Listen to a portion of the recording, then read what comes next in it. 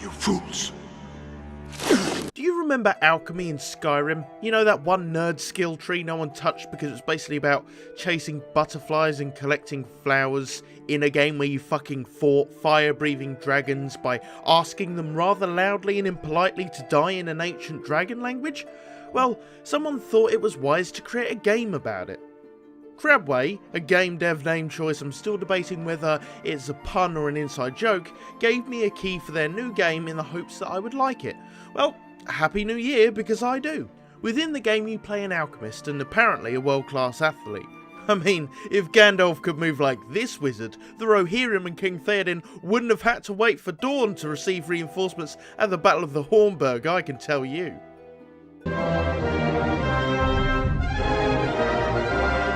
Movement is solid and responsive, with the game simply using W, A and D to move and S as an interaction key, leaving your other hand free to partake in other activities, like flipping a well-cooked omelette or shooing away the affections of scantily clad maidens. Mostly the former, I find. Spells are cast with the left and right mouse buttons, and you can choose which potion you equip in which slot through the recipe book menu, accessed through the Q key. The more sceptical viewers amongst you may view this game in a rather casual orientated light. It is undeniable that the mechanics and simplistic design lend itself more often than not to mobile gaming. However, for such a bog standard idea, Alchemist has a wondrous approach to its art, with hand-drawn backgrounds and solid enemy animations keeping me engaged throughout.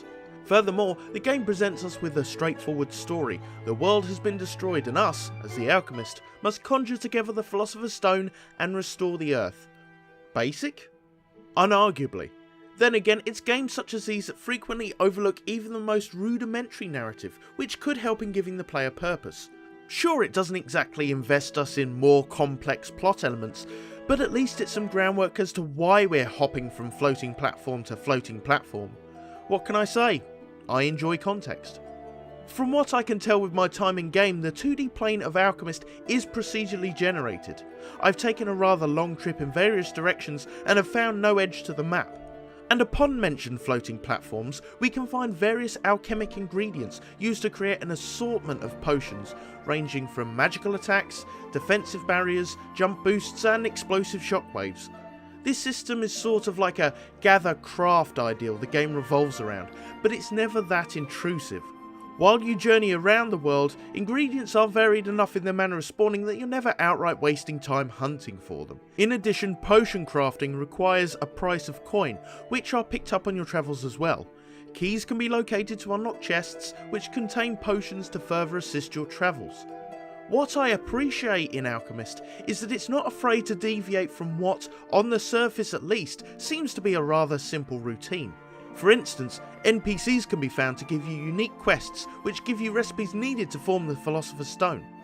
I do see moments of thoughtfulness I was rather pessimistic about in game. For instance, when an enemy dies, their dying animation doesn't count as a lethal hitbox, which is nice. You're able to walk through many enemies when they're not specifically in an attack animation. The balance of potion crafting at checkpoint coupled cauldrons allows thought in what ingredients to use at what times. A niggle I need to address is the enemies. First off, I wouldn't exactly call their designs creative. They're wonderfully drawn and animated, I cannot deny that, but none of them really stick with you. A goo monster, a Venus flytrap, a giant bee, the meteor head things from Terraria. Furthermore, the game's difficulty curve is something that was completely unexpected. The further you progress, the more enemies spawn and the higher likelihood of much more difficult foes to appear. Towards the end of the game, the sheer number of enemies on screen is daunting. And the fire pigs, man. You're vaulting between platforms and they'll suddenly slip into the side of the screen and shoot you midair with a fireball. To put it lightly, it is testing.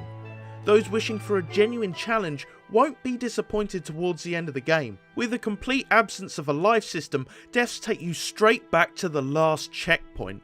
And since hits are instantly lethal, you'll be returning to these lampposts a lot late game.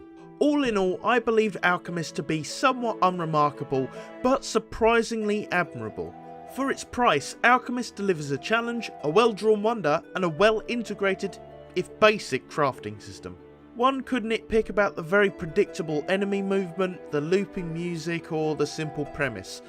For a game from a genre I wouldn't necessarily admit to enjoy, nor a game I expected much from, Alchemist surprised me in all the right ways.